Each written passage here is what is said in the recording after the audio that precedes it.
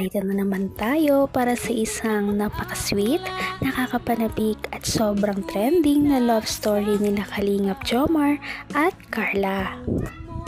Ay aking makilala. Para sa pagpapatuloy ng ating love story ay napaka-kapanapanabik nga ang mga susunod na mangyayari dito sa ating video na ito dahil maraming mga revelasyon na mangyayari at ito nga ang magdidikta kung ano ang mangyayari sa mga future na adventure ng love team na ito. Ang love team ni Kalingap Jomar at Ate Carla.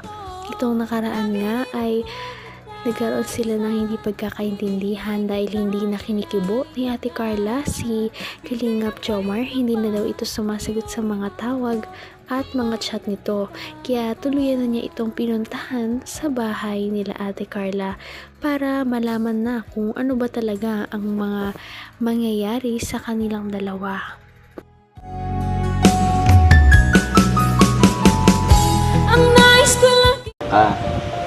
Tapos nabanggit niya na parang naisipan mong lumipat ng kurso. Yun, nabanggit yung mama mo. Totoo ba yun? Alam mo, Carla, ano ko din naman sa'yo, kung saan ka masaya, kung saan ka sa tingin mo mag-excel, yun yung sundon mo. Yun yung piliin mo.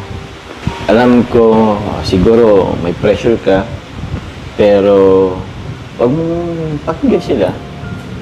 Mas maganda kung mas papakinggan mo yung puso mo, yung sarili mo. Kasi ikaw naman mag-aaral eh.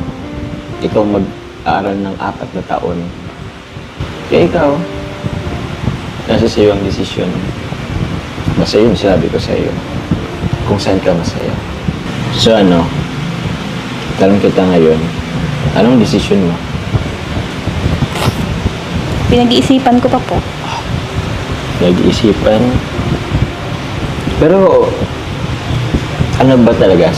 Kung ako, pag mo anuhin, ano ba talaga parang nasa puso mo?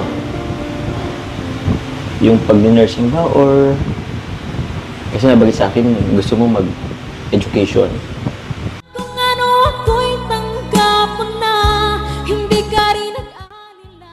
Ito nga kaya ang problema ni Ate Carla dahil kahit na sinabi niya ito ay parang hindi pa rin talaga mapakali ang dalawa, parang may tinatago pa rin si Ate Carla na hindi niya nasasabi.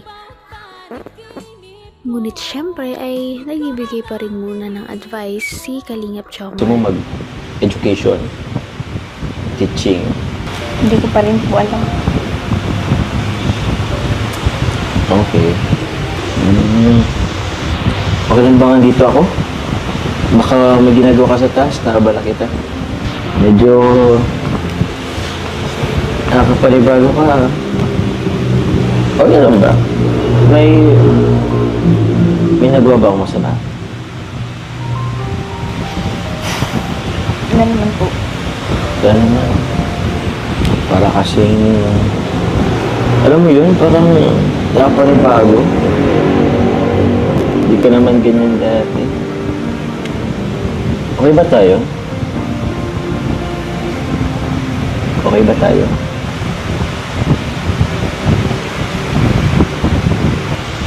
Alam mo, may gusto ko sanang sabihin sa'yo eh.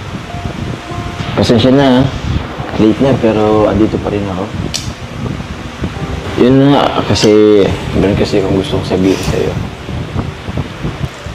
Tawag niyan, actually nahiya kasi ako eh.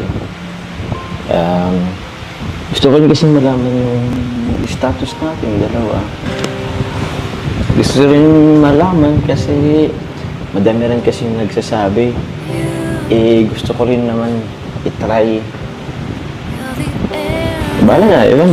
Naman ang bawat panaginip ko, ikaw lang ang lahat nga ipinakaba ni Kalingap Jomar kung ano ba ang mga next niyang sasabihin.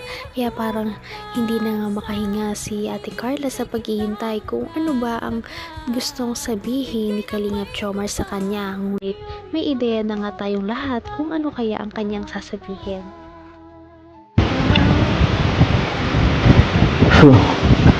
Kasi nga itong buwan ng August, hapon actually, Girlfriend's Day. Kaya nakabahan tuloy ako eh. Teka lang muna. Take lang po. Ha? Okay naman. Carla.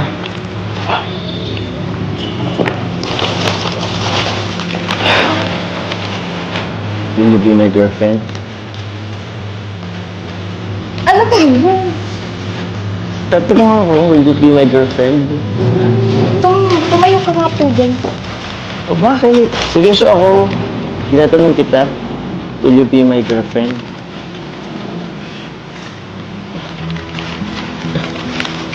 Upo ka lang muna. Ayoko. Hindi ako upo hanggat di mo sinasagot yung tanong ko.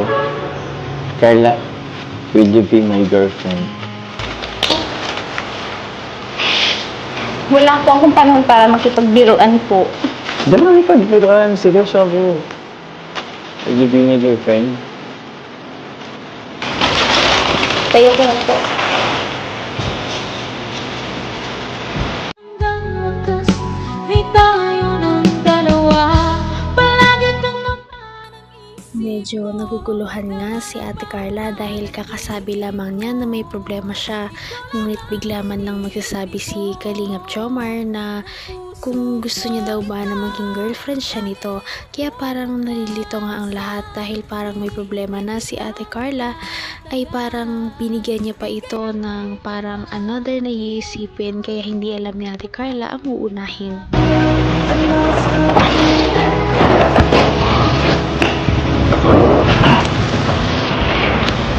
So, Carla, ano yung sagot mo?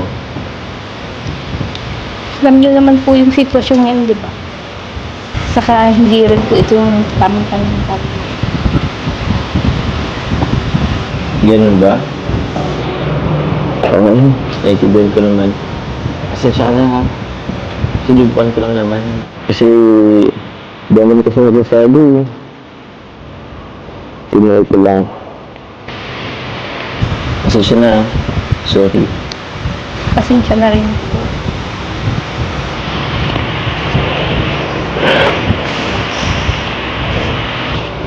Gabi na po. Gusto niyo po ba kumain po? Pag siguro. Kasi, bisikleta talaga. Tsaka, parang hindi matapos mo na yung ginagawa mo. Mauwi na din. Mauwi na din tayo. Ay bro, saka na. Sige. Uwi na ako.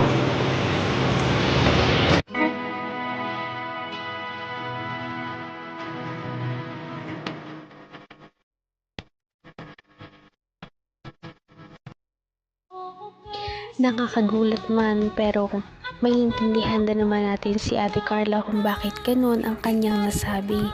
Dahil syempre hindi nga talaga yon ang tamang panahon dahil namumblema nga siya sa kanyang mga personal na problema. Kaya hindi pa yon ang tamang panahon kung pwede siyang tanongin na maging girlfriend ni Kalingap Jomar. Kaya medyo bad timing talaga ang pagtatanong nito. Kaya dito natin malalaman kung ano na nga ba talaga ang next na mangyayari. Dito naman magtatapos ang kanilang love team. Malalaman natin ang mga yan sa ating pagpapatuloy sa susunod na video. Kaya naman sana ay magkatuluyan din ang dalawang ito, si Ate Carla at Kalingap Jomar. Sana din ay patuloy natin silang subaybayan at suportahan para magpatuloy pa ang kanilang love team. Paniguradong hindi lamang ito ang ating aabangan dahil marami pang mga susunod na kilig moments na mangyayari sa kanilang dalawa. Yun lamang at maraming salamat sa panonood. Bye!